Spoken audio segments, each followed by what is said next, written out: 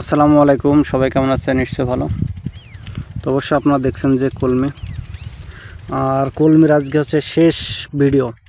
এরপর আর কলমির ভিডিও পাবেন না, তখনই পাবেন সব কিছু কাটায় মাড়ায় করার পর। তো আজকে অবশ্যই কলমি কাটছি। গতকাল সোমবার আমি কলমি কেটেছিলাম 6টা মরিচ দিয়ে, এখনও বাকি আছে। এখন প্রায় 2.5 কাঠা মতন কলমি বাকি আছে, প্রায় 2.5 কাঠা 3 কাঠা মতন কলমি বাকি আছে। আমরা দুইজন আইছি। তো আপনার একটা জিনিস বলি যে কলমি চাষে আমার কি পরিমাণ খরচ হলো, লাভ কেমন হবে সেটা আপনাদের কথা বলে, আর আমি কি প্রক্রিয়াতে এটা করেছি সব কিছু বিস্তারিত আলোচনা করব। তো ভিডিওটা সম্পূর্ণ দেখার চেষ্টা করবেন। আমি প্রথমে বলে রাখি, কলমি চাষ করার আগে 6টা মরিচ দিয়ে লাগিয়েছিলাম এবং চারা দিয়ে বেসন কিনে চারা দিতে হয়েছিল। তারপর হচ্ছে ফুল ফল টেকানোর জন্যে আর পাতা ঢাক হচ্ছিলো, মানে ওটাকে ঠেকে রাখার জন্য কী করছিলাম, টিল এবং ভলিউম ব্যবহার করছি। এছাড়া আর কোনো বিষ আমি বাইরে ব্যবহার করিনি, শুধু টিল আর ভলিউম।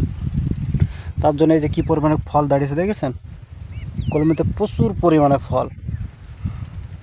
তো যাই হোক, এবার বলি, এবার কাটার পর এবার কী করতে হবে। কাটার পর কলমিটাকে নিম্ন হলে 1 মাস এই জমিতে এভাবে ফেলে রাখতে হবে।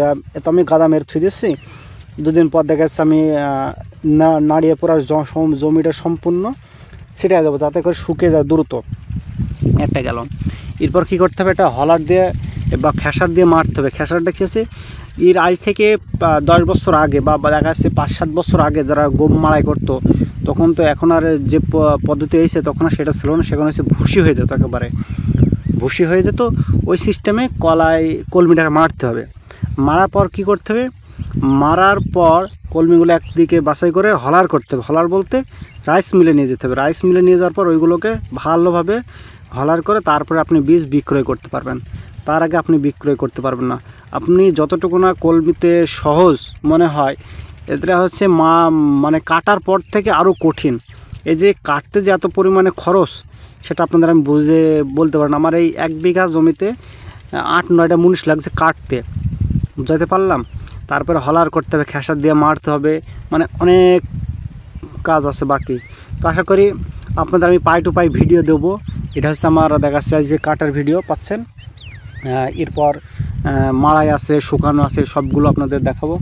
তো আশা করি আমার ভিডিওটা ভালো লাগলে শেয়ার করবেন। ধন্যবাদ সবাইকে।